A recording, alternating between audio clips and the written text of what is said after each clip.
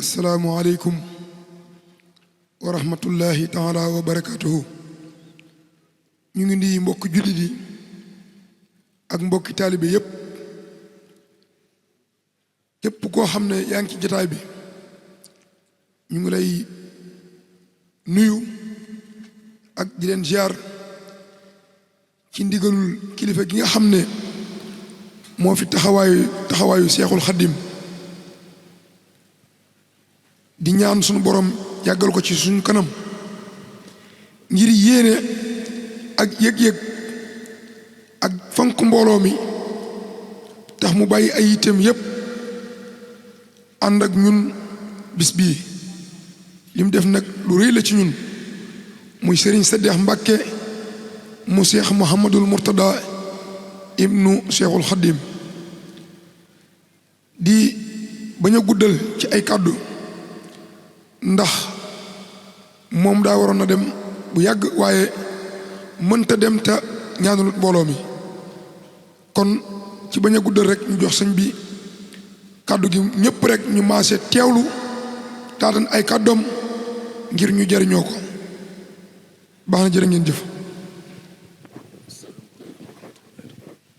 waaw mbooloo mi sëñ bi ne asalaamaaleykum wa rahmatullah. ginnaaw bi ñu sante yàlla julli ci yonent bi sallallahu alayhi wa sallam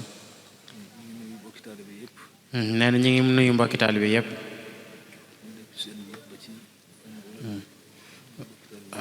waaw ñu ngi nuyu ñëpp tàmbalee ko ci njiit li ak mbooleem ku fi teew rek ñu ngi lay nuyu.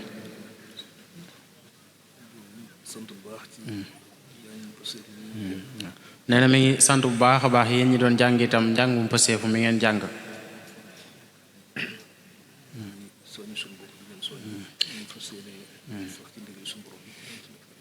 nee na mi ngi leen di soññ bu baax a baax a baax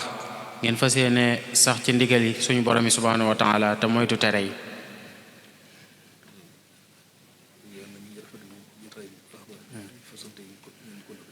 nee na mi ngi rafetlu jotaay bi bu baax a baax a baax di fasante ak yéen kóllëre.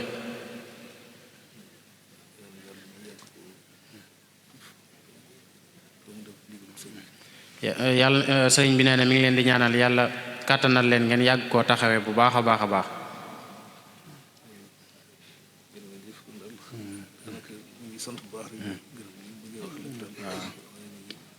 sëriñ bi nee na maanaam mi ngi leen di sant yéen ñëpp xëy na dafa xaw a guddi mu am ay kii waaye li mu bëggoon a wax yëpp xajul moo tax waaye mi ngi leen di sant bu baax a baax a baax a baax di sant mboolem koo xamante ni teew na fi. xam naa di leen soññaat bu baax a baax rek ci ngeen gën a góorgóorlu ci xasida yi bu baax a baax ndax xasida yi moom comme ni ko boromam doon waxee rek mbooleem yi nga xamante ni def na ko te nit ñi di ko jàppee ay karaama tamit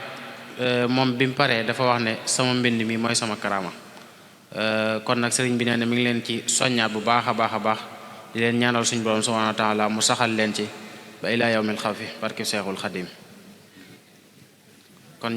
ñu bàyyi sëriñ bi mu ñaan kon.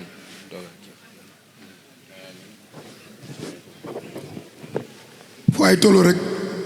man ngaa tàllal sa loxo nangu ñaan sëriñ bi moo ngi ñaan.